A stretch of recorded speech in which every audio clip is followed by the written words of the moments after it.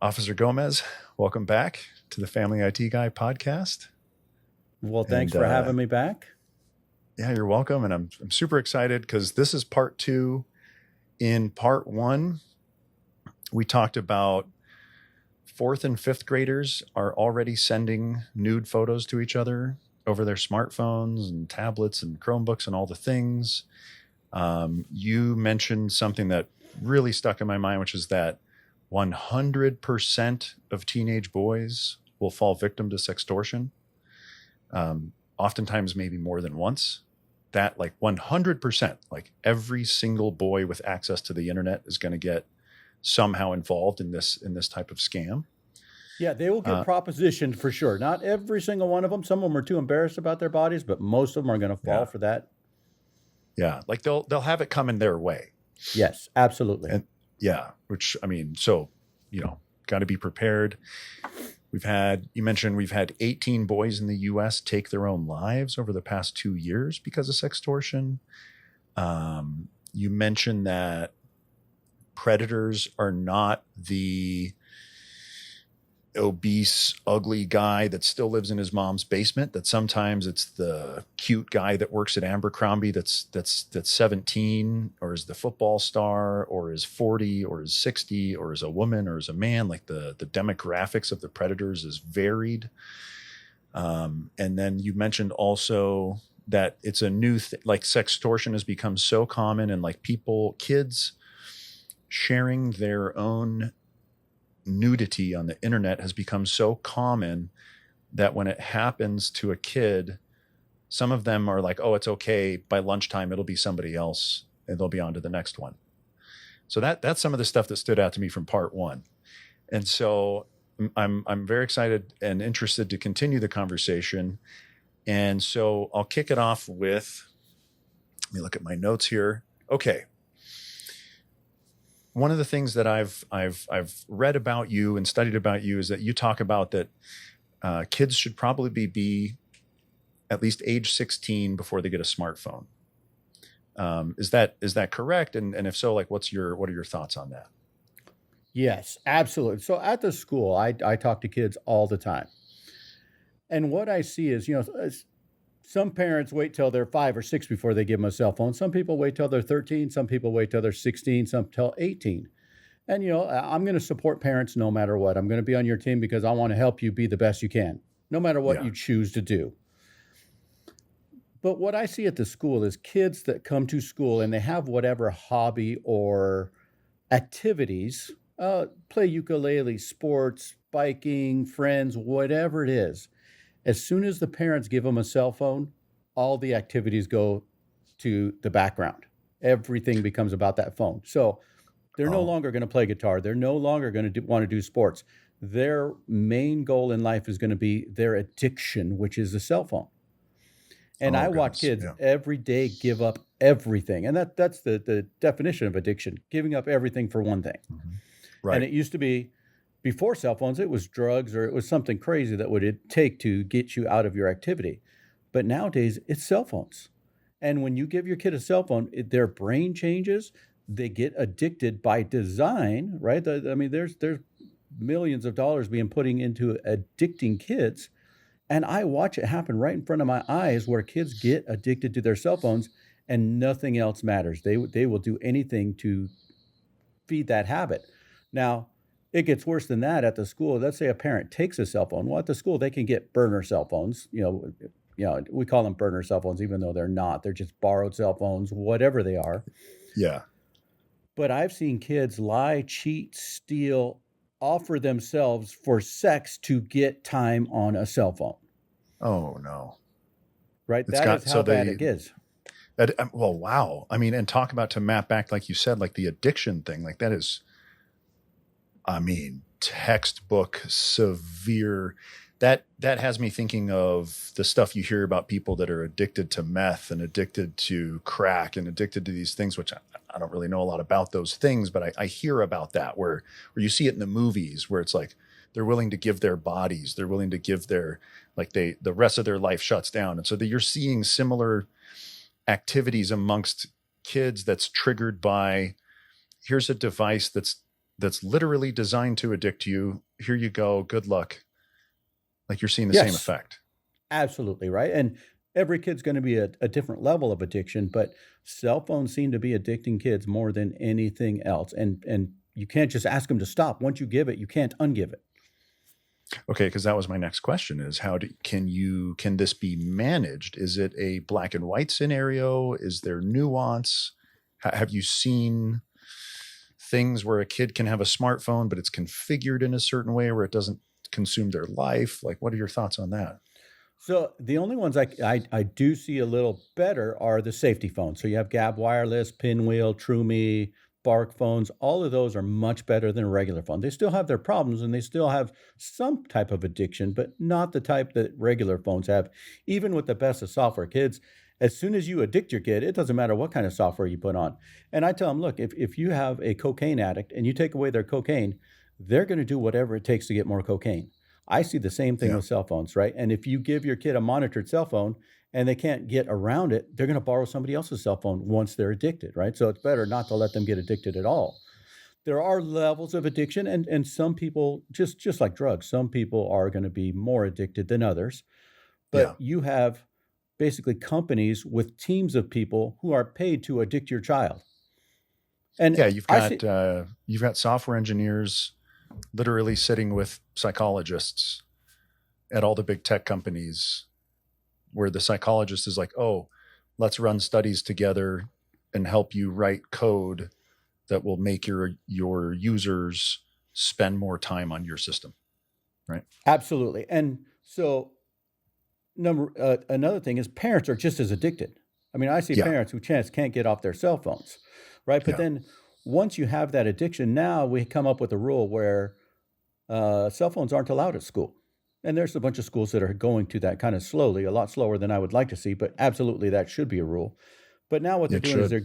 they're getting on their Chromebooks, and now they can get on Google Chat, they can text through their Chromebooks, they can open up back doors to Chromebooks so that they can get their social media addiction stuff handled while they don't have their cell phones. I mean, this is how bad the cell phone addiction is. And Yeah. most parents know this. I get calls all the time from parents that say, "Hey, I don't even know the teenager that I live with. We took away their cell phone and now they're either throwing this giant fit and breaking windows in the house, or now they're lying, cheating, stealing just to get more time on the cell phone."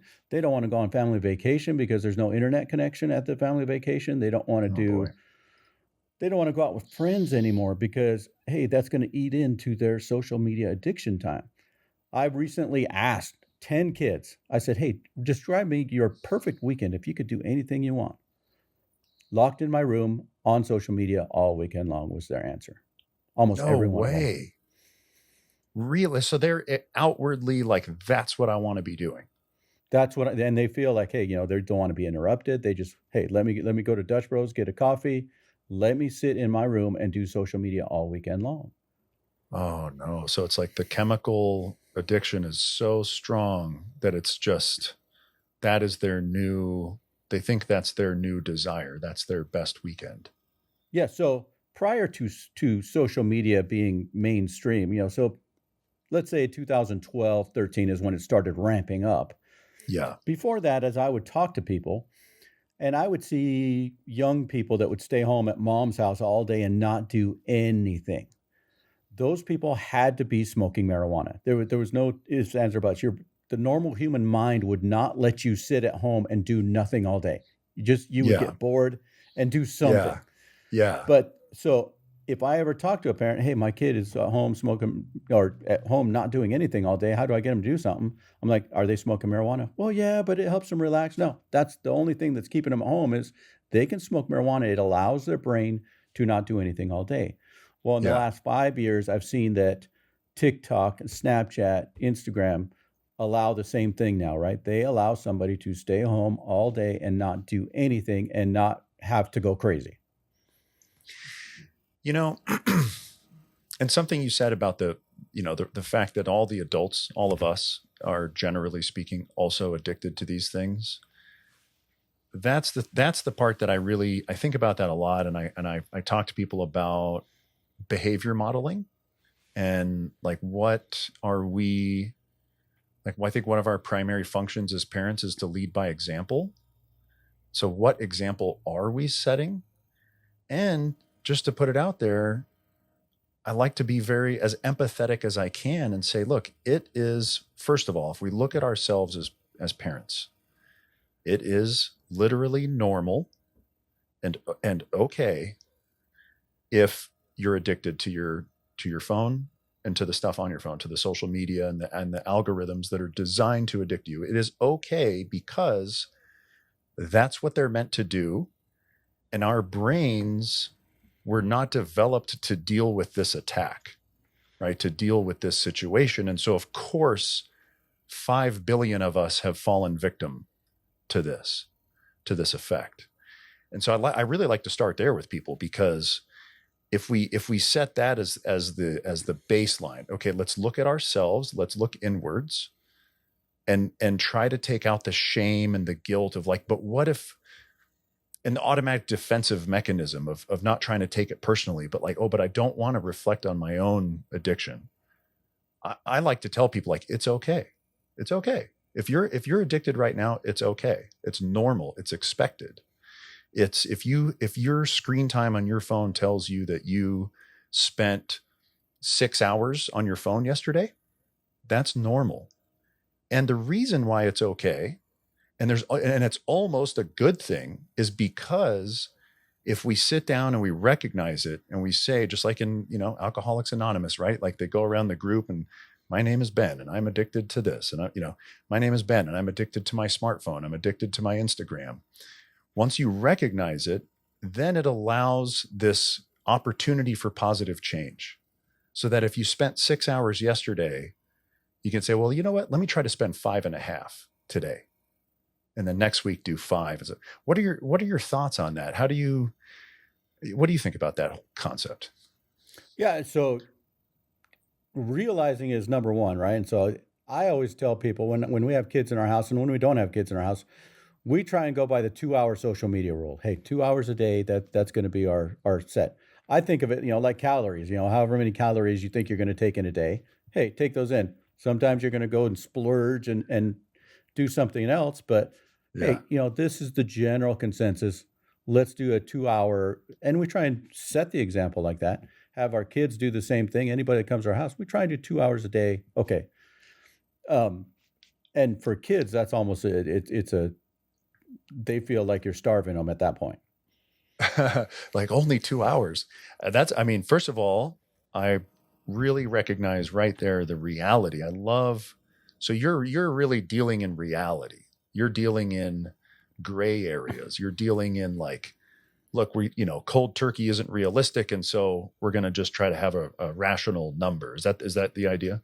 Yes, and we even do better. So I tell we put on some serious monitoring, and we take in high risk teens in our house. So we tell them, hey, look, we have Family Link was the last one we had on somebody's phone, and they were addicted to Instagram. We said, hey, look, we're going to give you 2 hours of Instagram a day. If by 5 p.m. you have 15 minutes or more left, I'll add another hour for you. Not once did they have 15 minutes left. They were usually done by 10 o'clock in the morning. They were out of their 2 hours. Oh, like how did you allocate your budget throughout the day? Did you eat all 2,000 calories for breakfast? Or did you? Okay. Interesting. And so keep going, please. This is very interesting. I like this. So then the one time I checked and she happened to have like 45 minutes left at 5 p.m. I'm like, okay. We call it tribal council at my house. All right, tribal council, you have 45 minutes left. You haven't even asked me for your extra hour. Where's your extra phone? What? Oh, no. And how often was that true? Yeah, so we only did it once, and it was at 100% true. It took me like 30 seconds to find the extra phone. Whoa. You're like, look, man, I've been around the block. You're dealing with the wrong guy. Yep. Dude, that's so you take in these kids, and then they know that you're a police officer, and they know that like you do what you do, right? And you have your tribal councils and stuff, but of course, as kids do, they try to pull a fast one, and you sniff them out. Yeah, addiction. They're going to do everything they can. They're addicted, right? They can't help themselves. And even more, I tell people lately when I'm taking young people to jail, It used to be they ask me for a cigarette when I'm taking them to jail. Hey, because they know they're not going to get cigarette in jail. Yeah. Now young people are asking me to give somebody their username and password for Snapchat because they don't want to lose their streaks.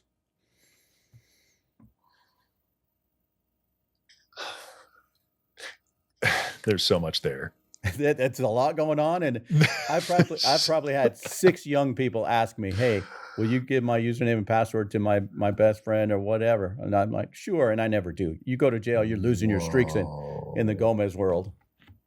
And I there's so much the so first of all, the story that tells about that drug called Snapchat and called streaks, brilliant move on Snapchat's part, super effective, obviously. And also that's the concern.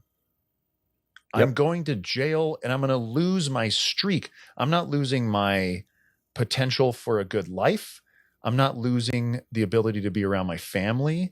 I'm not losing my freedom to move as I wish about the world. I'm not losing my clean record and my ability to get a job and a loan and travel to certain countries that don't allow criminals to go to those countries. They want their Snapchat streak. Yes. And also that, because and it's such the way that comes together in my mind is so perfectly illustrates the bigger problem, because that is that's an undeveloped mind. That's the mind of a child. And that's why I think back to like, hey, maybe wait until 16 or wait, to expose a child to these drugs. If you're going to give them the drugs, at least let them develop a little bit. Because when you take the drugs away, they don't care about their life. They don't care about their family. They care about the drug. Yes. And wow. Oh, it's so sad. Yeah, and the longer you wait, the more a child is going to know what kind of things they're interested in. They're going to know what it's like to be bored. There's some kids now that are turning 18 have never been bored a day in their life because of their cell phones. Mm. That's something that I've mentioned that to people a few times. I love this concept of teaching kids what it's like to be bored. It's so important. I don't know. I mean, maybe that's like, oh, look at this, you're just old. Think that it's okay to be bored, I'm in my 40s or whatever. Like, oh yeah, you're just because you're not a kid. It seems important to be bored because for me, and I'm curious to know your thoughts on this too, but like my perspective is that mental health, and this is totally uninformed. I'm making all this crap up. Okay. What I'm about to say. And I'm fine with that. But here goes nothing. I think that mental health can correlate to mental stillness. And that, how do you define boredom? Stillness, right? There's nothing going on. There's no stimulus. There's nothing like boom, boom, boom, like tickling your senses. You have nothing. You're sitting in an empty field and maybe there's a breeze, and how do you, I've experienced this myself, for example, like with meditation. One of the things I really enjoy about meditation is that it allows me to achieve sort of this lower baseline of like mental stillness. And when I get there, I can literally hear more things in nature. I can literally hear the birds. I can literally feel the breeze on my skin. I can feel the breath going in and out of my nostrils. Whereas prior to meditating, I didn't hear the birds. I didn't feel the sensation on my skin, and I wasn't aware of the breath going in and out of my face. And so when I think of boredom and like the importance of boredom, that's the stuff I think about, is like the value of mental stillness, and the way that I'm guessing correlates to mental health. Because if you're always, if right here is a stillness baseline of zero stimulus, and then you have stimulus and you're up here, and this is your stimulus level, and then you never get to zero, you never get to no stimulus. That to me sounds like running an engine too long without enough coolant. Like the thing can only get so hot until it fails. And so, okay, so that's my made up stuff. What's your take on that? Yeah, so that's exactly right. And so what happens with that stimulus, now you go to try and get an education and you can only focus on things for 20 seconds. Now you go next 20 seconds. I need something else. I need something else, Ooh, 20 seconds. yeah. Right. And Hmm. so that's where you don't have a focus. For me personally, and my wife, we like to go dirt biking in the mountains here. We're up with lots of beautiful dirt biking opportunities. But when you're dirt biking, you're not thinking about anything else but hey, keeping that motorcycle in the right place and going. Because if you think Yeah. about something else, you're going to crash. But we see Yeah. it at the school all the time that kids cannot focus on anything. But the other Yeah. thing I ask kids, I told you, hey, what would their perfect weekend be? Now I'm asking kids, hey, your future spouse, would you like them to be more or less addicted to their cell phone than you are? They're like, well, no, they can't be addicted as me or nobody's going to get anything done. They Well, and realize then you can't this. get any attention from the person you love if they're busy doing something else. Yes, so they recognize this, but they say, hey, they're going to take the odds and hope that they find somebody who's less addicted that can do something because they realize that their social media doesn't allow them to do anything. Okay, and so back to like behavior modeling and leading by example. I feel like it's fair to say that if we talk about us adults and parents being addicted to these things too, that our stimulus baselines are got to be right there with the kids, right? Where it's like, oh, it's not 20 seconds or shorter. I can't pay attention to it. How do we, what do we Yeah, do here? Like, what can people do to address this? Is there anything that can be done to address this? outside activities, unplugged. That's going to be it. Because Yeah. nowadays, even you ask a young kid to sit down and watch a TV show with commercials with you, and at the commercials, they're going to be going nuts, right? That's why we're going to streaming everything because they cannot focus on something that long. And the fact, I mean, the other day I had this thought that like, you know what? It's not it's not social media that's the problem. It's not internet that's the problem. It's not the smartphones that's the problem. It's the manipulation. It's the information warfare that is inherent in the design of the systems that is manipulating the human mind and addicting it. But also, I mean, the amount of division that we see, where, like, for example, people are no longer okay with disagreeing. All of a sudden, it's bad to disagree, right? Or it's bad to like have a differing opinion or a differing view. And why is that? Well, I think a lot of it is because of these information warfare mechanisms, aka algorithms, that if they feed you one opinion, you'll pay attention and you'll be addicted to it. But if they give you another one, you might not. So you're only going to get this little information slice over here. And then somebody else is going to get a different one. And then if you guys meet and you're told to dislike each other, then now you dislike each other. And so there's so much packed in here. The mental stimulus, the you can't be bored. If you're going to jail, you care about Snapchat.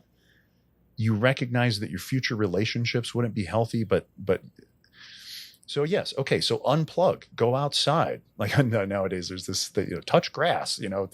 That's the new thing, right? So that I agree, and how do you? Because even if you don't wait for 16, and your kid goes to school and you haven't given them a smartphone, but then they're using their friends or dude, the fact like the schools, okay, is it fair to say I try to give people the benefit of the doubt, but what the heck is going on with allowing this crap at schools? What is that? Who thinks that's a good idea?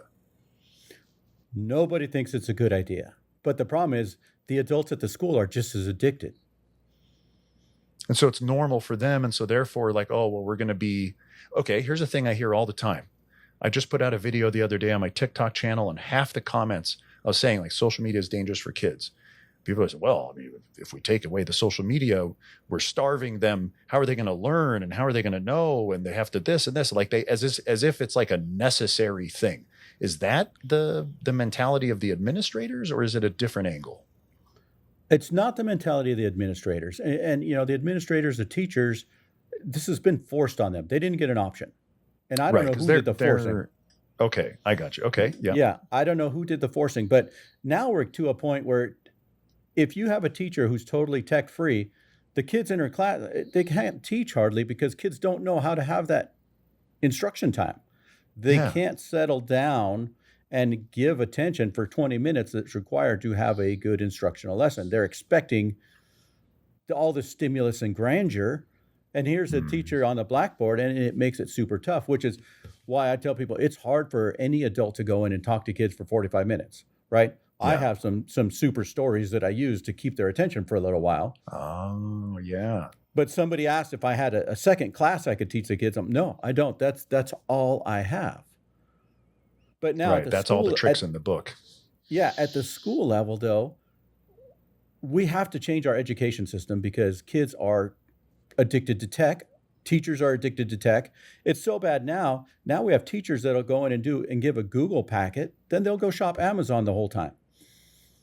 The Google packet grades itself. It does everything. And the carrot on that is that as soon as the kids are done with their Google packet, now the kids can play on whatever they can find on the Chromebooks.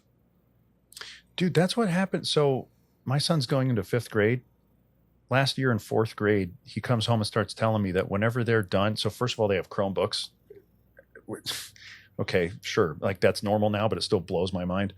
But like you're saying, the if you're done with your work, there's a playground over there, or here's a freaking laptop, and they're told that their reward is to go play on the laptop. And then what do they play on the laptop? They play games that are free. Well, why are games free? Why is anything free? Because of advertising. And so now we're just turning our kids into commodities for a marketing ecosystem.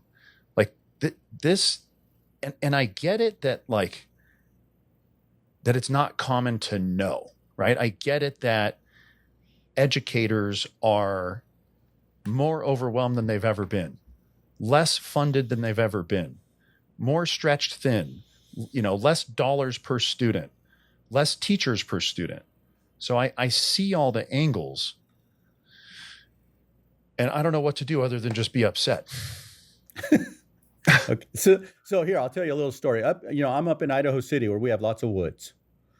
And I have families at my school who don't have running water, electricity, which is kind of crazy. In 2025, there's still Wow, families no yeah. running, and it's not really by choice. They're kind of like hiding out and off the grid, and they couldn't get on the grid if they wanted to just because they've never done it. But I have one Yeah. family with 6 kids, and I probably get 3 or 4 calls a year that the kids need a welfare check because it's not right how they live. And I go out there, they don't have running water, they don't have electricity. But when I go out there, I know what I'm going to find. Those kids are very dirty. They also have bruising and scrapes all over them. But as I Yeah. started talking to them, hey, how'd you get this scrape? Oh, climbing that tree over there. How'd you get this Yeah. bruise? Well, we went camping overnight with Dad. We were looking for Sasquatch trails. I was fishing. Every time I go out there, they've got bumps and bruises from adventures. They Oh, have lovely. books. They have books that are, probably not the best taken care of, but they're there in the yard. And so sometimes I go there, they're on the trampoline, reading in their textbooks that they have. And the mom says, "Look, I don't have them in school, even though I know they get free lunches at school. I know you guys let them have showers at the school. I don't have them in school because I don't want the electronic junk to infiltrate them." Ooh-wee. Isn't that telling? Right? And not only do I find that their welfare is excellent, I am jealous for every other kid that Yeah. has never had dirt under their fingernails, that has never Yeah. climbed a tree, that has never crossed a river, that has never been, bit by a spider or whatever. I am jealous for those kids because, man, those are amazing things that you remember for the rest of your life. And here This is the best part of our conversation so far because I feel good inside hearing about this. yeah, and so where I have parents of tech addicted kids trying to call me and telling me I need to go take those kids so that they can be a tech addicted too. And I said, no, you should be Oh, embarrassed. You should be jealous that your kids are not getting that life experience that those kids are. wow. Oh, yeah, man. Like, if now this, I hope that this isn't taken as insensitive because maybe it could be, but like, there's a version where, wouldn't it be great to send a kid to that summer camp at their house? Absolutely. Right. Absolutely. Now that family might be like, hey man, like this isn't a summer camp. We're living in poverty or whatever it might be. Right. But like, gosh, man. Yeah. Isn't that interesting? And the whole comparison, and this is where I think that what I've kind of come down to is like you and I, that we focus a lot of our time and energy on this topic, this area, right? I feel like you and I are part of a counterculture. Like I used to think that the culture was a certain way, and it seems now the culture is a different way. The culture is this new way that we're talking about, and us trying to say like, oh, go and be in the woods, and this is the counterculture. Like this is the unusual. To where I don't know if this happens to you, but to where people for me on my social media stuff are saying that they think I'm crazy. Yes, and I have that often. In fact, I have people that call the sheriff and they call the school trying to get me canceled because of No things that I way. say. Yes. And so I'll tell you the last example of that. So I put out a post and I told parents, hey, ask your school board who pushed Chromebooks on your school. Are they helping your school test scores? Could you take them out? How much they cost? Are they really saving money over textbooks? And are they dangerous? And so I put probably 7 or 8 questions for parents to ask their school board. Oh, they called my sheriff, and my sheriff was fine with it because he agrees with me. But the sheriff got, even though I don't have any ties, my officer, I'm actually a deputy for Boise County, and I go by Officer Gomez, and I rarely tie anything from Officer Gomez to my actual sheriff job. Yeah. But there was lots and lots of people that were very upset at those questions. It's like, why are you upset about this question? Well, I feel like you're throwing administrators under the bus. No, I'm not throwing them under the bus. I'm making them accountable. Yeah. And if they can't answer those questions, then they have no business with Chromebooks at their school. That's right. And there's a lot of places that don't have business. And a lot of them, unfortunately, think that by putting Go Guardian on, that the Chromebooks are safe, and they are not. Yeah. Right? And absolutely, they are not safe. They are not. I don't think they're productive either. Now, if I always ask administrators, hey, show me a study that shows the increase in educational value from the Chromebooks. Now, if somebody were to show me a couple of studies from anywhere that said, hey, by having Chromebooks, kids are on average getting this much test score above, we're making more science engineers, we're making a better life for kids and a better education system. If they showed me that, okay, let's now we can have a conversation. They cannot show me that. They can get angry at me, and they do get angry. And I tell them, look, by having Chromebooks, you're decreasing education. And I actually saw there was an MIT study that said, hey, by like 10th grade, kids with tech learning were a grade behind the ones that were doing textbook learning. Now that I cannot find that anymore. I think they got squashed somehow.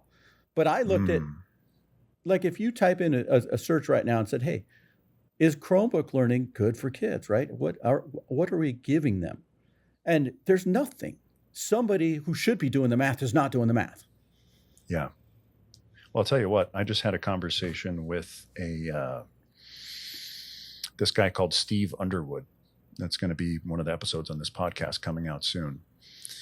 He is an education consultant. He consults with departments of education across different states, and he consults with districts and basically says like how do you define success? Are you guys achieving success? And how do you do that? And we talked about the Chromebook thing, and he agrees with you, right? He's like, hey, like this is not a net positive. And it brings me back to something I don't really talk about a lot is some of the details of my career in the past, but it's relevant here, so I want to talk about it for a minute. So, talking about being old, I was going to say like 20 years ago, like shy of 20 years ago, I was the chief technologist for a $10 billion IT company. And the company is called Northrop Grumman. It's a defense contractor. And so Northrop Grumman At the time that I was there, so I was the chief technologist of their IT group in like 2007, 2008 timeframe. And so not only did Northrop Grumman, and still to this day, build, fighter jets and tanks and missiles, and, you can hire guys with guns that have a Northrop Grumman paycheck and all this kind of stuff. Actually, like a quarter of their business was IT. So like the Defense Department needs IT, and the Navy, and the CIA, and the NSA. And so I did some of the stuff with the NSA. I did some of the stuff with the DoD and DHS. And I did a lot of, facilitated a lot of the work we did with like the state of Texas and the state of Virginia and the city of LA and the UNICAL and all the county of San Diego and like all this. I got to like be in the position I was in because I was part of the senior team. I got to see across a lot of stuff. And so a big part of my job was, how do you facilitate needs with technology? So in our case, like with computer systems, if you have an engineer that's designing a jet, or if you have a guy at the DoD who's running a reconnaissance program, how do you facilitate those needs with computer systems? So what do you do? Okay, so first of all, you define success. What does the other side look like? If we do this thing, how do we know if it worked? Right? So that's step one. And I think that is potentially missing in some of these educational environments. What does success look like? And then you put together the program and you say, okay, what's the lifespan of the program?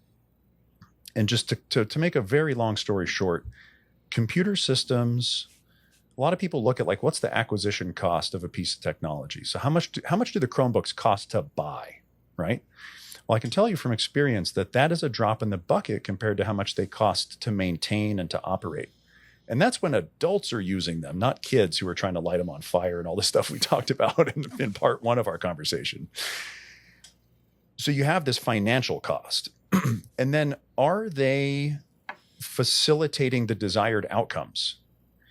And I would love to have that conversation with the people at the state level, the board level, whatever it is, of like, how are you measuring success? And by the way, let's lead by example, since we're in an environment that involves children, to say that it's okay to admit to failure. We tried a program and it didn't work, and so we shut it off. Like, isn't that the best thing that you could teach a kid, is that failure is okay? And instead, it seems like, oh, we failed, but because politicians fund our programs, we can't admit to failure because then the politician won't get the votes.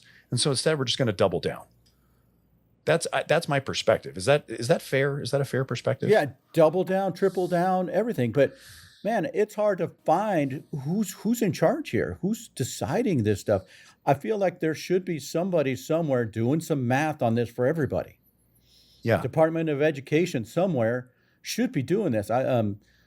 There's a podcast I just watched with Idaho Department of Ed, and it sounds like they're doubling down on Chromebooks, and their little talking points are, it is good for customizing an education. And so I will say here up in rural, where I'm at, rural, we have 300 students K through 12. There are some kids that are way ahead. There are some kids that are way behind, where some Chromebook learning is helpful. Yeah. But I mean, I'm a bit old school. If you teach kids multiplication tables and you teach them to read, are the two most important things you can teach a human being. Yeah. And unfortunately, we're graduating kids who can't write their address on an envelope. Well, and tech can be configured to be a tool and not a toy. Tech can be configured. And by the way, I can tell you for sure, I know I run, so like the Google Chromebook environments, there's a Google administrative component that the IT department uses to manage all the Chromebooks. So that way, instead of having to go touch every single Chromebook, they can be in the office and they can manage them all at the same time. Those systems that run the management for Chromebooks have checkboxes where you can say, I want the Chromebook to be able to do this, but not that. And the part that blows me away is like, fine, if you want to try to justify Chromebooks and you want to do all this other stuff, at least configure them in a way that makes a lot of sense. Where you say, like, what are the 2 things you need it to do? And we're not going to give it to you and have it do 10 things. We're going to give it to you and have it do those 2. So the thing is boring, it's utilitarian, it's specific to the task, and it doesn't have any whoopsies as like, oh, there's a kid that got to watch a self-harm video on YouTube on a freaking government facilitated laptop. Like, so part of me wishes that I had the time and the capacity and that the political aspect was open to the fact of like, hey, I volunteer. I'm an expert in this topic. I'd like to help, but I recognize that that's naive. That's not how the world works. But it's just hard not to think that sometimes of like, okay, if you guys can't afford a $400,000 a year CTO, let me help. Like, is there such a thing, man? Is there anybody out there that's even like asking for help that needs like strategic guidance or something? Is there a place for guys like me to come in and like, listen, I'm a 30-year technical expert. I've done this a million times. Let me help you. Yeah. So at my school, I have access to some of the Google stuff. I have access to GoGuardian. Unless we get rid of YouTube altogether, there's no way to configure that thing to be safe.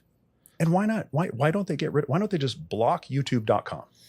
Because then the teachers squawk and say, hey, I'm teaching from YouTube. Basically, they're running videos. So now you've got the teachers that don't know how to teach another way. Right? I went into a classroom and was substituting a math classroom. I have an engineering degree, so I'm pretty good at math. Yeah. But the instructions were, hey, they got these Khan Academy videos that they're going to watch. I'm like, okay. And I only had 10 kids in here. So it wasn't a lot. I'm like, okay, this should be fine. So as we start the Khan Academy videos, I hear chipmunks. I'm like, why am I hearing chipmunks from Khan Academy videos? Well, they were putting the videos in 4 times speed just to get through them. Oh. Right. Or just to check the box. Like, oh, we finished the video. Finish the video. They can get, I don't know where they were getting the answers from or if they needed to get the right answers, or you could just hit the wrong answer. Now you can hit the right answer next. But just to get through it, they go 4 times speed. You hear the chipmunks. They're done. Now they're logging into the Google Docs filing sharing system where they have a bunch of pictures of friends and they can do Google Docs to chat with each other. They basically open, communication forums on Google Docs. Yeah. So they get... Dude, they can get hilarious. Around almost everything. We had a kid that was selling flash drives for $10, and basically you plug the flash drive in, and it starts on with a different BIOS, and so now they get around everything the school had. Right? How do you stop that? Yeah, it's a smart kid. So the kids have such amazing networking that they can find so many ways. So at the school, we're whack-a-mole. Hey, I see you found this back door. We shut it down. Yeah. The next day, they got 3 other ones because they've got a worldwide system of Snapchat. Here's how you get around this. Here's what website has a back door, right? I mean, the Geometry Dash. You can get to straight pornography through Geometry Dash, right? And parents think it's good. ABC Mouse, which is a very good educational program, they've done a good job trying to keep it safe. I had like a 7-year-old send me a video of how to get to unfiltered YouTube on ABC Mouse. And it was a complicated way. It wasn't a simple, hey, click here and this back door. They said, well, you do this, you restart it here. It was a complicated way. Right? So the kids, and then these are all the kids that parents are saying are autistic and need all this special help because they're not smart enough. No, they're smart enough. Yeah. They're just addicted to the wrong things. Yeah. Yeah. This is, my wife and I have been talking about like, dang, we've kind of been dreaming about homeschool, and we're getting a little more serious about it.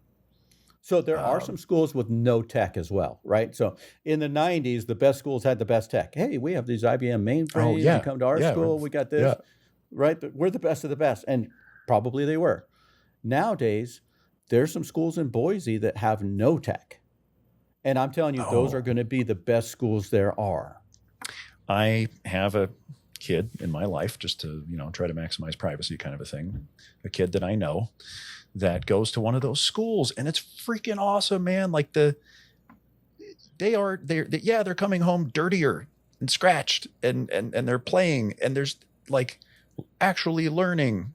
They can, they teach knitting.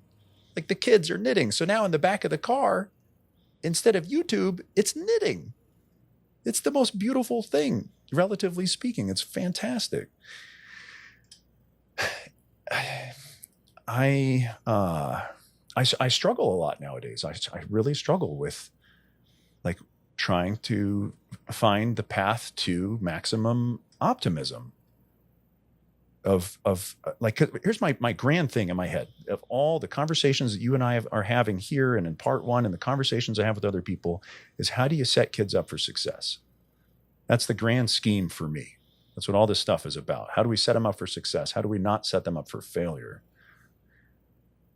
And so I know we're kind of, we're running in circles here a little bit in my mind of just myself, of just, I don't know where the constructive path is when it comes to school, like public school. And Have you? I think it needs to be redone, right? Again, we Yeah. need a team of people. There are plenty of schools around the country who operate beautifully and do things correctly. Um, because I go to a bunch of schools, I've seen a couple schools that are amazing. And a lot of that Mm, is the culture that they set up at the school. Crane, Oregon. If you got a chance to go to Crane, Oregon, they have a school in the middle of nowhere with hardly any funding, and they do amazing. And I'll tell you what is amazing about that school. They have partnered with the Forest Service. The Forest Service built them a big shed, basically. So the Forest Service, one semester, you go out and you learn which trees to cut down, how to cut them down, how to do safely cut them down. You go, you store them in this building for a year. The next semester, whatever it is, you either take the trees you cut down yourself or the previous class cut down. Now we're going to learn how to cut 2x4s, 4x4s, how to cut the things that we need for a house. Then you learn framing in the next semester. Then you learn plumbing. Then you learn electricity. So by the time they graduate, they've done every wow. section of house building. Now, one better is that they build tiny houses and they put them on their property for new teachers. So now you have incentivized new teachers to come and live there so you can keep Awesome. teachers that are awesome. So all around the culture is excellent there. And it becomes Yes. an environment that, not only are you a community, but you're also a very smart community. Hey, look, we Yeah. know how to take care of ourselves. We are basically a little self conducting environment. And you could do the same thing with farm stuff. You could do the same thing with anything. Just pick something that, hey, we're going to teach our community how to do this. And whether they use it in their future or not, they've still learned a valuable skill and seen it done. So there are some schools around the country that are amazing. So and I'm trying to get myself into something like this where you'd have a team of people that let's go over the education system. Let's talk about how we can do better. And you don't Yes. have to invent this because there are schools even in the United States that are amazing and there's some that aren't so amazing, but they should be easy to find since we have state testing every year. Hey, we have all this data. Let's look at the top 10 schools.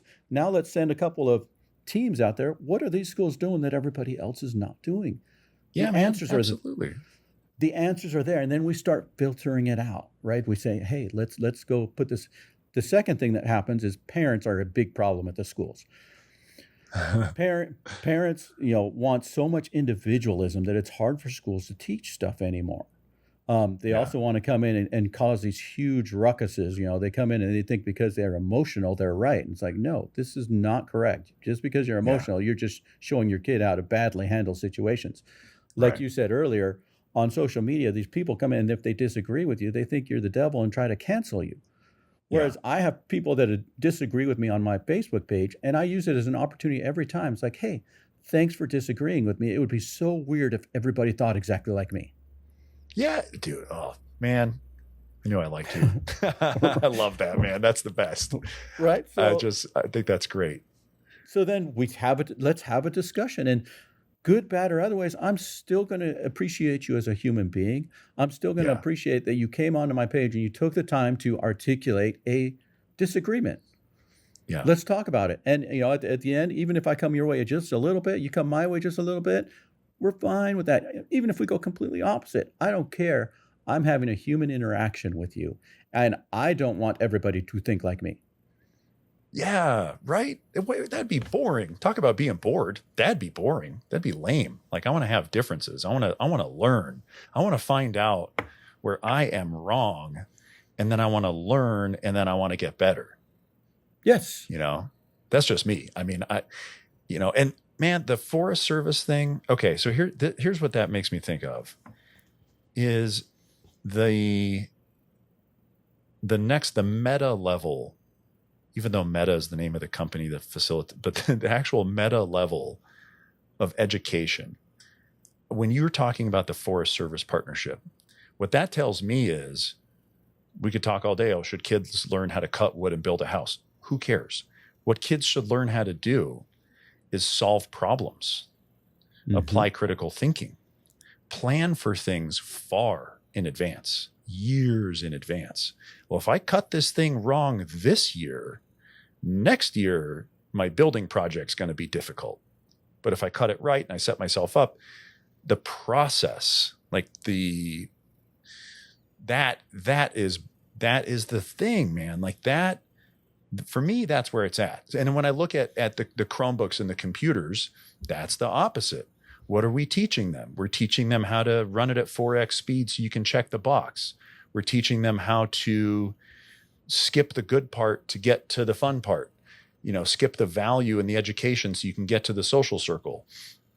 Instead of saying like, we're going to go and do one thing that has one input of stimulus and it's moving the saw. And every time the saw blade makes a noise, that's your stimulus. So that's beautiful. So that's in Crane, Oregon. You were saying that? Yep, that's Crane. You look it up. It's in the middle of nowhere. Awesome. And and I've had wonderful experiences with other schools. There's an Indian school in Kentucky. I went there. They have 300 very native Indians, and it's a boarding school. And when I went there, those guys, top of their class, and they would be top of any class, looked me in the eye, shook my hand, were very respectful. I think they said like 80% of them have scholarships to go to college someplace. Whoa. But then I go to another Indian school, and I won't say where this Indian school was that I went to. Yeah. The administrators had such little expectation of the students as their main success is that the kids don't get arrested before they're 18. And so when they have that expectation for those kids, that's exactly what those kids have for themselves. I mean, it almost brought a tear to my eye that was the expectation. And every kid in there basically had the same expectation of themselves. Yeah. Yeah.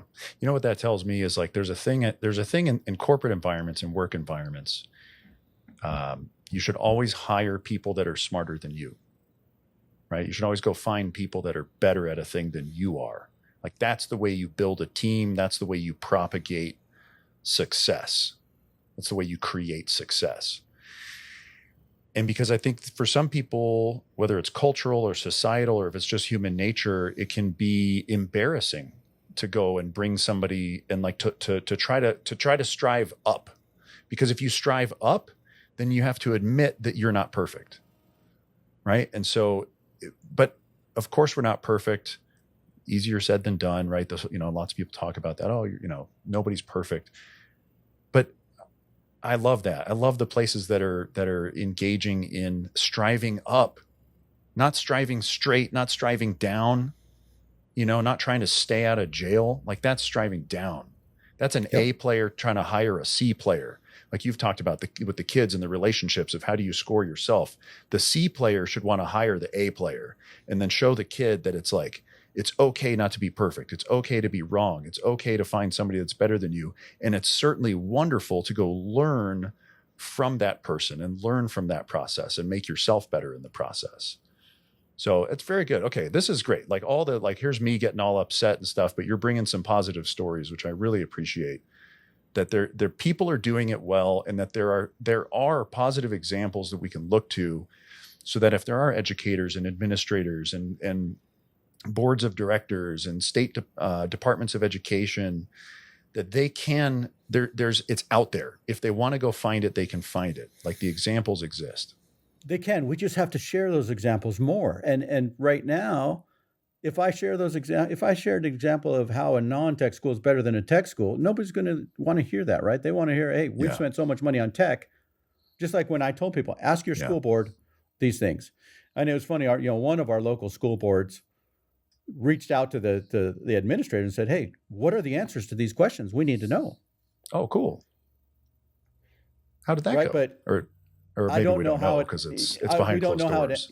We don't know how it ended up, but I know they were very concerned that they wanted those answers in case a parent asked them. And they didn't have some of those answers. Like, well, how can you not have the answer to how has Chromebooks improved our testing scores? I mean, that's the main talk for getting Chromebooks is we do standardized state testing. Well, hey, if we're doing standardized testing, we should have a lot of data to go over, and we should be able to say, yay or nay, this is the positive thing. And if it's not a positive thing, maybe we should rethink how we're doing things. And shoot, maybe we ought to look at, and I know like the voting, I think back to like what part can like an individual influence? And so maybe it's during the voting process. It's like if there's a politician that's associated with the allocation of education budgets, how does that person define success? And is that person telling the administrators that effectively work for them and are funded by them, like it's okay to fail? You're not going to get fired if you implement a program and it doesn't work. In fact, we would love to actually take that and learn from it because this is an educational environment and let's grow together. Because maybe that's a thing, man. Maybe the administrators are like, hey, I requested the budget. I got the budget. If I say that was a mistake, maybe I get fired. Yep. Maybe. I don't know. I mean, I've been making up a lot of stuff this episode. That's kind of the thing. And so I do the same thing, right? Yeah, everybody, when I put stuff on my Facebook page, well, how do you know this? What study? It's like, there's no studies. We just have to kind of go with the best we have. And since nobody's doing it right now, we got to start raising the alarm. And I count myself as one of the early alarm raisers because I've been raising the alarm from way back. And I mean, I am very, very aggressively telling administrators, you can have cell phones or education in your school. You cannot have both. Yeah, I love that. That is a very succinct message. And I agree with that message 100%. That message everybody needs to be saying that. Yep. And parents as well. Parents as well, right? Parents, I tell parents, do you want a babysitting service? Send your kid to a babysitting service. They can have their phone all day and they can just become, Snapchat zombies. Yeah. And some parents are okay with that. Yeah. Unfortunately, some parents are okay with that. That's right. That's right. And that's the trouble. And that's getting back to like, it's okay to disagree. It's okay to have different opinions. Unfortunately, not everybody will be able to achieve the success that we would like them to achieve. Not everybody will be set up for it, which is terrible, but it's true. But at the school, it'd be nice to set them up with the best chance possible. Like I could teach any kid multiplication tables. I don't care who you are. I don't care. We can teach multiplication tables. Yeah. Right. And I know when I went through school, there wasn't anybody in my 5th grade class who didn't know every multiplication table, forward, backwards, upside down, and through the middle. Yeah. Awesome. Love that. Right. And nowadays I ask high school kids, give me, 7 times 6, give me 3 times 5, give me anything. And nothing, right? Very few kids high school. In high school. Oh boy, that's bad. There's some craziness. Where it's at? That's where it's at. Damn. Right. So when we take our hardcore teens in that are drug addicted or whatever, I mean, the first thing we start working on is multiplication. We go through real world examples of, hey, let's say we're going to go dress shopping and you get 10% off this dress, or you get $17 off this dress. Which one are you going to pick? Right. Yeah. And so we try and tie it to real world examples of, hey, how does this work? How is it going to affect you? It makes me feel better about how annoying I am sometimes as like an uncle and as a dad and stuff to the kids in my life. Because if I give them money for their birthday, I say, hey, we can go spend money on a thing. What I don't tell them until we get there is when we get there, I'm going to make you figure out how to use that money and like introduce you to the concept of a budget, even if you're in first grade. Yep. And like, okay, you chose one toy, so you're down to $12 left. How do you read the price tags? Which one is, less? And it's so fun, man. I think that's just like such a good time. They may not, I don't know, but but they There's do learning. learn, There's Yeah. learning, right? Learning. And you Yeah. can learn from bad things. You can learn from good things. And I mean, when I get a parent who calls me and says, "Hey, my kid's getting bullied," I say, "Well, that's awesome." They're like, "What do you mean that's awesome?" Well, here's your opportunity to teach your kid how to deal with bullying, because bullying's Yeah. not going to it's not going to end in high school. It's not going to end in, college. It's not going to end ever. So they're going to have to learn how to deal with bullies without running them over or shooting them. Let's That's right. t- let's take Yes. this as an awesome opportunity to coach your team. And you can't coach your team Man. without another team being on the field with them. Yeah. Sooner or later, That's they've right. got to play. Yeah. You got to encounter the difficulties in order to know how to deal with them. Yep. Okay. So to segue into a positive angle here, and you've been doing a lot of positive stuff here, so I appreciate that. But, okay. So you get exposed to all different family dynamics. What's the thing that tells you that a family or that parents are doing it right? What does that look like? So for the people watching to say like, "Dang, what can I do?" Like what do you see that's done right? So whenever I encounter a family, even if they're in trouble, let's say I have a kid who's in trouble and I call the parent and I talk to them about their kid being in trouble. When they tell me, "Hey, in this family, this is what we believe," and the kid knows what they believe, the parent knows what they believe, all the siblings know what they believe. They know this because they've talked about it. They know this because they've spent time. They've discussed this in other people. Hey, in this house, this is how we operate, right? And let's say it's as simple as when they go by somebody on the side of the road with a flat tire. Hey, in this family, we stop and help people on the side of the road with flat tires because they may need help. We may be able to help them. We may not be able to help them. But in this family, this is the value system we have. And I don't Yeah. care if you're rich, poor, in between, anything in between. When I see a family with a system where they all, hey, they agree upon any system, and I don't care what it is. Some people are super religious, some people are super outdoorsy, some people are super whatever it is.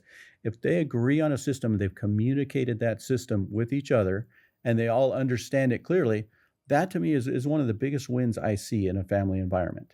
And that takes zero money. It takes communication and it takes spending time with your family. And to me, I Yeah. mean, hey, same thing with when I deal with shoplifters, right? And up in Boise County, I don't, but when I was a Meridian cop, I would deal with shoplifters all the time. And I could tell you in 30 seconds whether that kid was ever going to shoplift again, right? As soon as I talk to the kid, hey, this kid, we're going to send them to everything we can because they're going to be a pain in our neck for the rest of their lives. Versus Yeah. you go there and the kid is more worried about what they disappointed their parents. Like, oh, my dad is going to be so disappointed in me. Right? Yeah. It's not that I'm going to lose my phone for a year. I'm going to lose my car. That is the biggest win, is if your kid is worried about disappointing the family. You know that they have some value. And hey, that kid is Yeah. never going to do that again. So they know that kid knows what is expected because the expectations have been established, and they know that they have not met the expectation. Yes. And so that's a lot of communication. It's a lot of family time. It's awesome, right? That to me, even the kid is in trouble. A second story, I arrested a girl for a serious crime, and I had her in the back of my car, and it was actually a girl that went to my school, and I saw her a couple years later, and unfortunately I had her under arrest. But hey, how is your family going to think about this? And she goes, well, fortunately they're my family, and our family loves each other even more when they need it, when they're in trouble. Oh, right. I'm like, I wish every family had people like that in their life. She had no doubt whatsoever that her family was going to be disappointed, but they were also going to love her through this mistake that she made. Yeah, that's very beautiful. Right? It's like, man, there's lots of kids. I mean, I go and take parents, if I arrest meth addicts or something, I'm arresting them, and we have their kids in our custody. We normally try and give them to friends or family. Sometimes these kids don't have one friend or family member in their whole life that I can put them with that's going to be safe for them. Yeah, where it'll be like a positive space. Yep. So those are some of the things I see is that they know what their family expects of them. They know what the right actions are, and they can state them. Hey, in this family, this is what we believe. This is what we have. And that tells me that and just reflecting personally, because I think I talked about this in part one of the fact that I recently, for the first time as a 44-year-old, wrote down my values. That like that process, because you can't tell them to your kids unless you know what they are, right? Or you can't like, Yep. I mean, granted, you lead by example just naturally. Like you said, we're going to pull over and help the person that needs help. We're going to pick up the trash if there's trash, if whatever. But and I'm always trying to think like, how do we, so to set up kids for success, I think we also have to set up parents for success. And so for the parents that are listening that are like, okay, well, what does that mean? What does that look like? Well, I don't know. Maybe the way you start is also still with yourself of like, well, what are my values? And then once I have those identified and I write them down, and there's no right or wrong, just scratch them down, see what happens. Share them with your kids, right or wrong, learn together. Maybe, would you say that that's a good place to start if somebody hasn't done that before? Absolutely. Right. Absolutely. And now I'm an engineer. For my previous life, I'm an engineer, even though now I'm a cop. But I like to write down patterns and things I see in positive environments. Well, I always joke with other adults with kids, and I said, if I had kids again, to give them the best success chance in life, I would have them be Mormon kids, which is kind of a strange statement. But I said, let's talk about the math of Mormon kids. Mormon kids, from the minute they can talk, they are taught to be respectful to adults, right? They call everybody brother and sister. From the minute they start going to church, they actually have an hour a week of family planning, right? So you do one of your hours is worshiping Jesus. The other hour is, hey, this is how you treat your family. This is how you treat your kids. This is how you treat your neighbors. This is how you save money. This is how you do. From the minute kids start going to church, they sing, right? When they start singing and learn how to sing and do that, that's a skill. One of the most amazing things you can have is a skill. You sing, and if you can do an instrument as well, I mean, you're on top of the world. Yeah. Right. And so there's a couple other things that they have as a system in place. It's like, if I was going to raise successful kids, I would raise them Mormon because they have the best chance of being successful because they have these systems in place. And I get parents, of course, they're going to say, well, I can teach those things to my kids without being Mormon. And you're absolutely right, you can. But the nice thing about being in the Mormons, and other religions do this too, this is what we have here, so this is where I see it. Idaho's very Mormon. Yeah. Yep. So I say, what those guys have that you won't have as a parent who teaches those exact things is you don't have the community backing you up. Because when that kid goes to their friend's house, guess what? We know those same values are there. When they go to another friend's house, their same values are there. We used to have a value system in the United States. When you came as immigrants or settlers here, you would settle with your same kind of people, whatever, whether it was by race or religion or whatever, you would settle with them. Yeah. And you knew that if you left your kid with the neighbor, they would get whoopings for the same things that you believed in. They would get taught the same things you believed in. We've gotten away from that. Church was kind of the last stand for that. And now so many people are getting away from church, but they're not replacing it with anything. Yeah. It's being replaced by this false connection through the screen that's tricking our minds. Yeah. Yeah. So that's why I would say, hey, look, if I was going to raise a kid by the numbers to be a successful kid, I would raise them Mormon. Even though I'm not Mormon, I do, every once in a while I'll go to the Mormon church and see what they do and see how they're doing it because I'm curious about it. And awesome. But those are the things we need to think about. Hey, how do we build a community like that? Crane, Oregon, right? They've built a community not on religion, but on, hey, these are the successes we're going to have. By the time any kid graduates this school, they're at least going to know all the steps to build a tiny house. Yeah, heck yeah, man. They're going to have spent some time with some positive adults, whether it was a plumber, whether it was a electrician, whether it was a Forest Service guy. They're going to have spent some time with positive adults. And that's the other thing I like to get kids in contact with. So my poverty kids that live up here, hey, what can we do for them? Get them to spend some time with positive adults. So I say, hey, if we could have a kind of youth center where some positive adult comes up on Friday night and teaches them useful thing. Hey, let's teach you how to change the oil in your car. Let's teach you how to sing. Let's teach you how to play guitar. Let's teach you how to use, a CAD program. Let's teach you how to do Photoshop.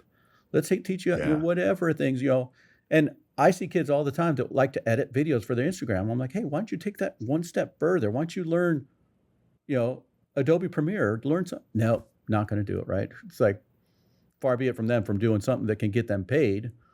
Yeah. Yeah. I like that, man. I'd love, you know, I'm at a place right now with my work where I work like 12 hours a day, 6 days a week. Like I have no free time, but I have these dreams that I think I can see the light at the end of the tunnel where I'll be able to work a little less here, um, to go and be able to volunteer for programs like that. Cause that's so cool. I love that idea of just, it's like this thing of like, you are the 5 people you spend the most time with, and so if you surround yourself with successful people and people that you can learn from, then, you can have a real positive shot at growth. I Yep. think that's If cool. I ran the world, everybody on their, 10th birthday would get a ukulele. Yeah. Right there. A Well, super shoot. easy, awesome instrument to learn. You can learn songs in like 10 minutes. I got somebody in my life that's about that age. I may have to go buy him a ukulele. Sounds Yeah. like it. Yeah. And you can go on YouTube, you can learn. I give them away all the time. They cost $50, $60 for a one that you can learn everything you need to on. Oh, cool. Yeah. But it's good for family time. And if you ever go camping, I promise you one of the best camping trips you're ever going to be on. It's not location. It's you get somebody with a guitar and singing some John Denver songs for everybody and let everybody join in. It's going to be the best camping experience you have. Yeah. But now if you go camping and some 12, 13-year-old brings out a ukulele and they start singing Clementine, it's going to be one of the best camping experiences you're ever going to have. Man, absolutely. That's a wonderful, I love that. Okay, so the thing that you see that parents do right is communicating and establishing and demonstrating values to the point where the kid knows what they are if you ask them, like, hey, what do your parents want you to achieve? What do they not want you to do? What does success look like? What does failure look like? And if they can tell you, then that's a positive sign. Yep. So, okay, so let's shift gears a little bit. And I've got a couple more questions for you, and I really appreciate all your time. So let's talk about crisis response. So we talked about 100% of boys will at least be exposed to sextortion, whether or not they fall victim or whatever, but at least it'll kind of come their way. We should expect that it will come their way. Yes. So a parent finds out that their kid has been groomed, their kid has been fallen victim to sextortion, their kid is caught up with it. I'm talking to a dad on Monday. So today's Friday, July 25th. I'm talking to a dad on Monday whose daughter killed herself because she got caught up in the self-harm, this group 764 thing that's grooming kids to hurt themselves. And so, okay, so your kid is still here, but they've been caught up in something. What do the parents do? What's the action plan? What does the first hour look like? Who are they talking to? Who should they not talk to? What are common mistakes? Like, can you run us through some of that stuff? Absolutely. And I talk to lots of kids in that situation, lots of families in that situation, and boys and girls, it doesn't matter. And so one of the biggest common mistakes I see parents fall into is my kid's broken and we got to fix him. Right? Well, once you fall into that's a tough one because now you're focusing all your energy on your kid and your kid's going to feel it. It's like, hey, there's something wrong with me. I'm broken. Now my family's trying to fix me. And so that's I mean, if that's all you have, then go there, right? I don't want you to ignore the problem, but let's give some better things. But that is one of the biggest crisis responses that I don't like. My kid's broken. And I get that on social media all the time. Hey, my kid has this problem. No, your family has this problem. And so in our house, when we deal with this, it's a team environment. So we have our tribal council on Friday night. Hey, you ended up falling back into your drugs again. Let's figure this out. Why are we going back to drugs? Are you missing something? Is there something we can do? Is there, what can we do as a family to support each other? Because we have one of our teammates is down. We need to bring them back up to health so that they can be a productive teammate and go on. Not only that, but we want to teach them so that when they have a teammate go down in their family, they know how to do the right thing as well, rather than just, hey, you're broken. Why won't you fix this? Mm. And is the broken thing is that putting like blame on the kid, or is that different? They're going to feel the blame, right? Hey, what's wrong with you? Why can't you stay away from drugs? That's not going to be productive at all. Yeah. Right. Or, Okay. you know, when they're suicidal, why are you so depressed? We gave you such a good life. You just need to fix your brain. And sometimes they put them in rehab or counseling, and sometimes those things work, sometimes they don't. But the Yeah. family environment is going to be the most powerful. And so let's do a team meeting, but we have to treat this as a family. Our family is sick and broken right now. Let's fix it as a family, not fix the broken kid. The kid is usually broken because of what happened in the family.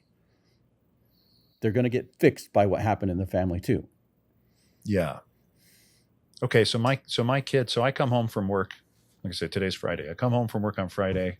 Let's pretend I don't work from home, because I do, but so I come home from work and my kid goes, Dad, I sent somebody, I like how you phrase, I sent somebody a penis picture, and now they're telling me that they're going to send it to all my friends. This just happened 45 minutes ago. Super scared to tell you, but here I am telling you. What should my first response be? Like, what do I do? I mean, number one, take 10 seconds and say, dang, I did something right because my kid came and talked to me. Yes. Right? Yes. Uh-huh. You've already set this up right there. That's one of the bigger wins, because a lot of kids are not going to talk to their parents. Right. So number one, you good got to point. win. You have a win right off the gate. Okay. Number two, Yeah. let's call a quick meeting. Hey, mom, dad, whoever else needs to be in there. Sometimes siblings, you want to see the failures too, because we're all going to learn from this. Oh, good point. Good point. We need to, let's embrace failure, mistakes, whatever you want to call it, together. Let's learn together. Yep. Hey, we've talked about this. You fell for this scam that we've talked about. We've talked about it a bunch of times. And the reason they fall for that particular scam is their brains are wired for sex, right? Your basic wire, that's one of the 4 F's, right? Food, fight, Yeah. flight, and fornication is one of the 4 F's. Right. So it's hard for them. So, okay, so you got duped, right? You got duped. Now what are we going to do? Well, let's get the whole what happened. Okay, now, hey, luckily you're an IT guy, but other people are not IT guys. So who can we call for help? Right. And depending on what the crisis is, you're going to call an IT guy. Hey, I know Bob next door. Or I know somebody, Ben here. Ben, I talked to him. He's an IT guy. Let's get him over here. We need to know where this is. Do we call the police? Do we not call the police? Right. And a lot of parents don't understand. If you've never dealt with police before, you don't understand that they're not just out there to get your kids in trouble. Right. Some people feel like that's what police do. Hey, they're just patrolling the streets. They're just looking to get somebody in trouble because they get a Hawaii vacation if they get enough people in trouble. It's not how it is at all. Okay. Right. A lot of times police are going to be helpful. And that's why, having SROs in the school kind of shows them that, hey, we can be a lot more helpful than you think, because we've seen a lot of this stuff. And so you start building your team. Hey, who's going to be on my team? Once this happens, I mean, if you know about these things, okay, you can try and deal with them. A lot of people don't know about them. So build your team. Do you have to call the bishop at your church? Do you have to call the minister? Do you have to call the counselor? Call your brother or sister who's an IT person. Depending on what it is, if it's a suicidal, hey, we found a suicidal note in our kid's bedroom. Okay, who do you know that's a counselor? Who do you know that's dealt with this before? Let's start building our team. Let's start building our information, and let's come up with a plan. But it's going to be a family plan. Hey, look, we're a family. We're together in this. You've made a mistake. We all make mistakes. How we handle it is going to matter a lot to how that kid handles all the mistakes in their life and all the mistakes in their family. Yeah, right. Because it sets the precedent, right? Yep, we're setting the example. We're leader. We're showing that, hey, look, our family has some gumption. We're going to stick together. We're going to figure this out. We're going to solve this, and that way, the next time there's a problem, we do the same thing. Right. And that problem could be anything. Hey, look, we're on a budget and all of a sudden our car engine broke. Now we kind of need to come up with $10,000 to get a new car. Do we freak out and become victims about it? No, we're going to come up with a plan. We're going to go A, B, and C. And if any one of those doesn't work, we're going to scratch that off. Let's try a different C. Yeah. Right. Iterate and keep moving. Right. And if you don't have the skills or knowledge to fix, then you bring in people that do, right? I mean, that's human contact, human relationships. You don't have to know all the answers yourself. You just have to know where to find them and who to talk to. So it sounds like a key ingredient is vulnerability. There is definitely some vulnerability. And Because, like, taking as the account of, parent, like, you have to be vulnerable to go to the bishop, to go to the police, to go to the neighbor and say, hey, man, we're in trouble. We've got some bad stuff. We need help. Like, that's a very vulnerable thing to do. yep. And I tell, hey, you got your soccer team. You can't win a game. Do you just quit? Do you scream louder? Or do you, hey, I know this retired coach. I know somebody who can come in and kind of help us. Let's figure this out and let's get, I mean, we can work through any problem and fix it, right? We Yeah. can work through anything. And that's when we have kid problems at our house, that's what we tell the kids. Hey, look, we can work through anything. The more honest you are, the more you trust us, the easier this is going to be. And is this the last problem we're going to have? No, we know we're going to have another problem. And so in specifics, like in terms of resources, so you've got police departments, you've got local police departments, you've got sheriff's departments, you've got federal police like the FBI, and they've got field offices and they've got headquarters, and then you've got the National Center for Missing and Endangered Children that has a hotline. If you're going to go out and say, like, okay, we're going to bring in resources, we're going to go find people with experience and demonstrate that, like, experience is valuable. We need to find somebody with experience and ask them for help. Let's say you don't have existing relationships in those areas, you don't know a school resource officer, you don't know anybody in those areas. Which of those do you call first? Like, are the local police departments ready to take a call about sextortion, or should you go to the federal police? So local is going to be the quickest, because if you call your non-emergency line to Ada County or to whoever your local police department is, and you tell them, hey, this is what happened in my house. A criminal action happened in my house. They're going to send a deputy. Now, the chance that deputy knows everything about what's going on or how to deal with it is medium. I mean, they have some education. Likely they've seen it, they've heard about it, but they're probably going to have somebody on the department, such as myself, or some, there's plenty of younger police officers that know about this now. And so they're going to come out that night. They're going to take the initial report. And then probably the next day, you're going to hear from somebody who's a little more specialized in it, right? A detective or somebody. Or they'll refer you to Internet Crimes Against Children, who also has a lot of people that are available and usually local that they can send somebody out to kind of talk it through. And let's see what's going on. Now, you may live rural Kansas or somewhere where they don't have anybody that knows anything about anything, and you might have to just kind of help yourself online. But that's part of it too, right? We've got to figure this out.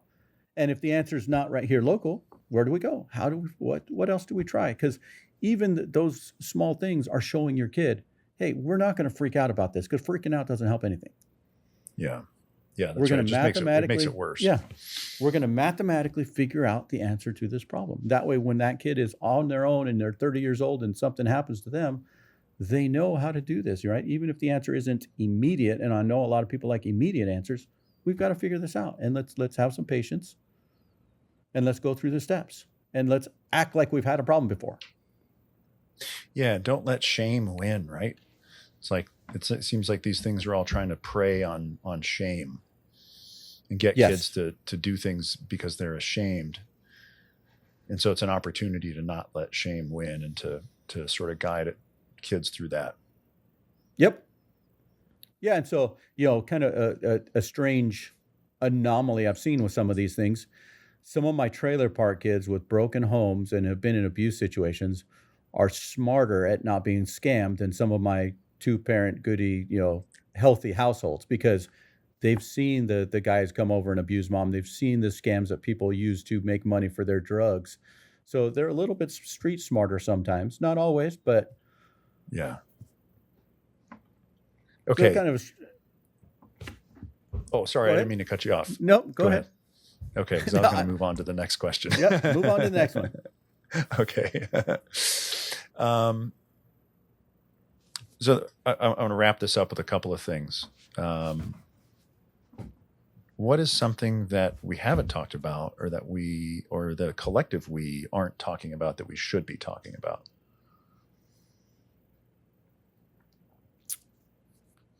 I'd like there to be less stigma with people getting mental health. Right? I tell the kids in the high schools, like, look, it's totally normal for people to have mental health issues. Everybody has it. I don't care who you are. Everybody can use somebody to talk to. Now, it's not as stigmatic as it should. It shouldn't be stigmatic, but it is. But the way I explained to the kids, I said, since caveman days, people have needed mental health advisors, somebody to just kind of talk through things. And for a long time, just going to the bar, right? You go to the bar, you sit down, you have a beer with your friends. That's a mental health consultation right there. Yeah. They don't call it that, and that kind of gets the wrong stigma as well. But that is a mental health consultation, and lots of people get their mental health, checkup by going to the bar and talking to a trusted friend. Yeah. Multiple trusted friends. That's mental health consultation. Some people do that with their swim team. Some people do that with whatever. But there's some people who don't have anybody. They have no human contact, right? Because they're holed up in their rooms on their computer or on their cell phone. There's nobody for them to talk to. So in that case, sometimes you have to go to a school counselor. Sometimes you have to go seek out somebody to get a mental health checkup. And that's okay. And it should be okay for everybody to, hey, once a year ago, I wish they had those people at the mall, right? Almost like the massage people. Hey, come on in for a little mental health checkup. Oh, right? Wow. We're not. Yeah. Come tell us how you're doing. Yeah, we're not going No to tell judgment. anybody. Yeah, we're not going, and we're not going to diagnose you with anything. I'll tell you at my school what we did that was really neat. Most of our poor kids have Medicaid that'll pay for mental health counseling and all kinds of stuff, and the kids need it because they've been in meth houses and craziness has happened in their lives. Number one, the parents will not fill out the paperwork for nothing just because they don't fill out paperwork, right? Just lazy, whatever it is, they just won't fill out the paperwork. Yeah. Number two, they don't want their kids diagnosed with something. And a lot of times, in order to get the Medicaid refunds, they have to diagnose kids with something. Yeah. And in the mental health space, I think our society is in a place where that's still a little sketchy because if you get a certain diagnosis and that gets written down, it can follow you. Absolutely, right. And I know one of my friend's kids is trying to be a police officer, and because he went to one mental health checkup and it was written down somewhere, done. Yeah. Damn. Right. Yeah, So that's rough. you're absolutely right. And so what we did, which was nice, is we came up with a $10,000 grant to pay a private counselor to come to our school. So she comes to our school. She doesn't have to bill Medicaid, so she doesn't have to diagnose anybody with anything. She needs like one page of consent form to talk to their kids for half an hour a week or an hour a week. And that's it. There's nothing further, right? Nobody's going to, unless somebody says they're suicidal or something, she's not going to, take it up further with anybody.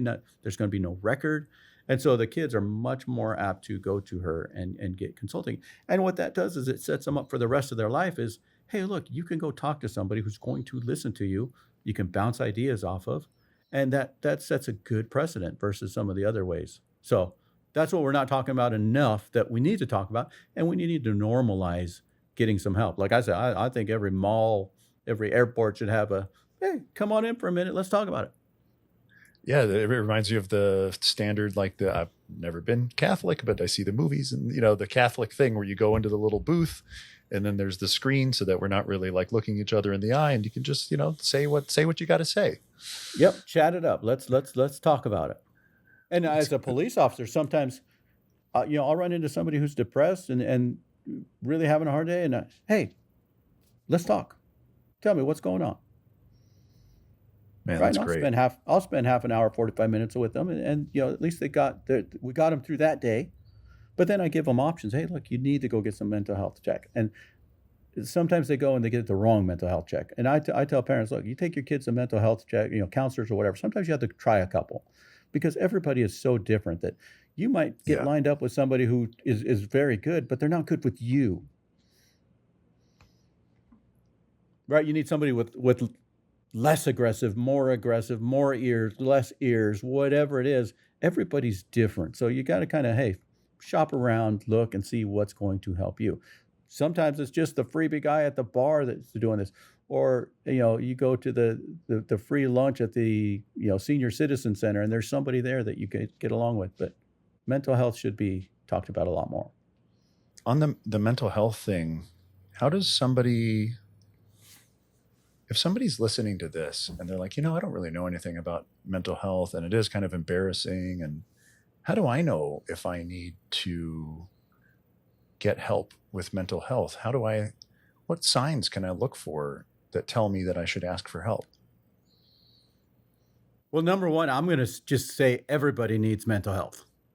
Okay. Now, All right. a lot of people have it, right? A lot of people, it's your spouse, it's your kids, it's your coworkers, right? If you have somebody, you can go, while in the break room, you're talking stuff over at the lunch, that's mental health. So I'm going to say everybody needs mental health. And so if you don't have somebody that you're talking to, find somebody. It can be a paid professional. It can be somebody at the, just some kind of a group that's what we call socializing, but that's mental health. Yeah, right. Because the lack of socializing would cause for a decrease in mental health. And the more humans you can be around and talk to and care about and know that they care about you. Yes, and so that's the stigma I'm talking about. I would say everybody needs mental health, right? I mean, myself included. I've got to have people to talk to, and sometimes your spouse might not be that person for that issue. Yeah, well, especially as a police officer. I mean, I don't know how you guys do it. This stuff, and with your area of specialty, it's gosh, I can only imagine the things that you've seen. And congrats, for staying married. But while being a police officer, because I've heard that that's quite a thing. Yeah. It's quite a thing, but the police thing has never been a problem for my wife and I. We've been pretty good about that. That's been easy. Nice. Well, Fortunate, but I've seen lots of other police but I see lots of other everybody, right? I mean, it doesn't matter what you are. Yeah. Okay, so the last question I have for you is, who is the smartest person that you know on this topic? Who else can parents listen to, read, watch? Who's the smartest person on this topic? Oh, that's a great question. One that I'm not sure I know the answer to. There's a couple of other people. Scrolling to Death is a good one. Yeah, she's great. She's doing a great job. Right, she's a good one. That's The Rant. Nikki Reisberg, right? Is that? Yeah, she's doing great. There's a couple other people. I just saw somebody, Jamie Frost, maybe I saw. I try and share the people that I think I try and share them on my Facebook page so that they get some traffic, because, my perspective from police officers is different than a counselor perspective, which is different from somebody else's perspective, and everybody has a different, and you grab little pieces of what you like and go with it, right? And you might not like something I say, but hey, I'm good with whatever works to help people better their lives and their lives for their family. So I will give kudos to everybody that I can, Yeah. and listen around for different things. I mean, there's lots of educational sites. PragerU is an awesome place to go to learn different things, good and bad. And sometimes we'll watch something horrible. It's like, hey, tribal council, let's watch this. What do we think about this? Yeah. For example, just yesterday on my Facebook page, somebody said, hey, my kid came home and said free Palestine. And now they think this is the end of the world. They got to take their kid out of school. I'm like, no. This should be a tribal council. What does that mean? Right? Yeah. Why? Yeah. Where does did that you come hear from? Yeah. Yeah. Do you know where Palestine is? Right? And you're all about this. Do you want to go do some yard work? We'll send them some money if you want to put some skin in the game. But let's talk Yeah. this through and educate ourselves first. And you can't be living so afraid that somebody's going to give your kid an idea that you don't want them to have, because they're going to get those ideas. And That's the for trick sure. is, let's teach them how to be critical thinkers and ask some right questions. And if you do this correctly, not only will they know what you're going to ask every time, but they can ask this other teacher every time. It's like, well, where is Palestine? What's going on over there? How long has this been going on for? What other things Yeah. have been done to help? Yeah. Right? Same I thing. love that. Yeah, I have the same question for parents. And I say it just like the kids are saying, hey, what if somebody asked your 13-year-old daughter for a booby picture? Right? I mean, the instant thing is parents are like, oh, I'm going on the warpath right now. Yep. We're calling the police, the FBI, the everything. Right? So Yeah. I say, hey, let's talk about some questions. Number one is, how old should they be before somebody asks them for a booby picture? And every parent is going to say never, right? But what if they're 30, they're 40, they're 50? We got to bring some sense to this, Yeah. right? And I said, hey, what are you going to go on the warpath every time somebody asks her for a booby picture? And it's a perfect opportunity to talk about these things, right? And let's talk about sex. Why would they ask you for a booby picture? What are they going to do with these booby pictures? Let's talk about masturbation. Let's talk about sharing those pictures. Let's talk about all these things. It's a great opportunity to have a great discussion, share some of your values and talk about the different things. Because I always tell parents, I would rather you teach your kid how to handle a problem on their own rather than you handle it for them. And if you go on the warpath and go mama bear for them, guess what? That's what they're going to expect every time. And you haven't taught them anything other than to get emotionally crazy every time something happens. That's a great point. But again, you have a perfect opportunity, albeit it's an uncomfortable one, but it's only as uncomfortable as you make it. And in our house, say somebody asked you for a booby picture. Okay. Or did you send it? Are you going to send it? What do you think they're going to do with it? What happens when they share it? What happens when the creeper from Walmart has your booby picture and now they're calling you by name as you go in there to get French fries, right? Let's talk about these things and the real things. And I would much rather kids learn how to deal with their own problems. The only way they're going to learn that is by having problems. And computers are a perfect thing. Hey, how did you learn computers? By breaking a whole bunch of them. Yeah, that's what I did. Right? I can't tell you how many times I put the 26 little 3.5-inch floppy disk to try and install DOS because, back in Windows 95, you had to reset your whole system, once a year, whether it needed it or not. Let's take all the garbage. But when you break, same thing with a car. Hey, you want to be a mechanic? Go fix a car, right? And you're not going to learn a car until something breaks. Once it breaks, hey, you're going to know how to fix a car. And especially if it breaks 3 or 4 times, now you're really going to know how to fix a car. We did that on Sunday. My son had a flat tire in his bike. And it was on the back tire. So it's a little, the front tire is a little easier to pull off. The back tire, you got to do the chain and all the things, right? Uh-huh. And boy, I'll tell you what, man, sat out there with him. I didn't touch the bike at all. Here's the wrenches. Here's the thing. Let me know if you get stuck. Yep. He did it. He actually did it all by himself with zero assistance from me other than giving him the tools. And that's awesome. And as a police officer, I come across kids who have flat tire and they're deciding which parent they're going to call. I'm like, no, you ain't calling parent. Let's do this. Come on. Yeah, man. And once they're done, they are proud of themselves. They've learned something and they've learned that they can do more than they think they can do. Hey, before this, you didn't think you could change a tire. Now you can. Guess what? That transfers to all kinds of things. Well, one of the people that I send a lot of people to and that I mention a lot is you. And I really respect the work that you do. And I really appreciate the work that you do. And I think that you are a critical thinker on this topic. I'm fortunate that we got to have two direct conversations on this, and we've got to meet in person a couple of times. One of the things I tell people is, I think that you need community and you need education. And one of the components of that is I use your name. I say, look up Officer Gomez, and wherever you live, find somebody like him through a police department or a parent-teacher association or through the school district or whoever who is talking on the topic. Take your kids with you. Go to the thing. Like I think when I first met you in person was at one of your events, and I brought my kid and my wife, and we went and listened to you talk, and it was great. It was wonderful. So how do people find you online? Where are you at? How can people follow you? So if they type in Officer Gomez, one word on almost any platform, on some I'm Deputy Gomez, but on most of them, if you type in Officer Gomez, one word, you're going to find me pretty easy. And so I have, Facebook is the biggest one I have. Instagram, I copy a lot of my Facebook posts onto Instagram. I have lots of videos on YouTube. And again, as you said, it's always best as a family because as you watch the videos, now you can pause them. Hey, he said this. What do we think about that? Have you seen this? Do you know anybody about this? Yeah. Right? That's always the best. And when people come and see me in live, I say, hey, go have a yogurt afterwards. Have a little, hey, let's talk about nude photos. Let's talk about bullying. Let's talk about all these things. And so, a lot of my encouragement is for people to take these as conversation starters. Here's some ideas, right? You may agree, you may not disagree, but let's use them as a starting point. And so then I have TikTok, but I usually use the TikTok just to make fun of potheads. Just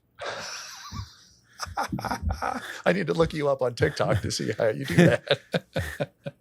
Yep. So I put some of my funny, wild animal encounters on TikTok. So it's more of a funnier thing than others. But my Facebook channel is where I put most of the things. And what's great about that is when I put an article, there's lots of super smart people that put excellent comments. And Yeah. sometimes I'll take their comments, I'll make a whole nother thing out of this, their comments, because I'm not, it's not a one way, it's not a dialogue. We're having a community conversation, and there are some wicked smart people. There's some people with more wisdom than I have. There's people that have seen things that I haven't seen. And Yeah. it's a perfect example. Yeah. Well, thank you for facilitating the conversation, for doing what you do. I think that our two parts of our conversation here have been very valuable. I hope that people listen to them, and I think they will. And I wish you the best of luck, man.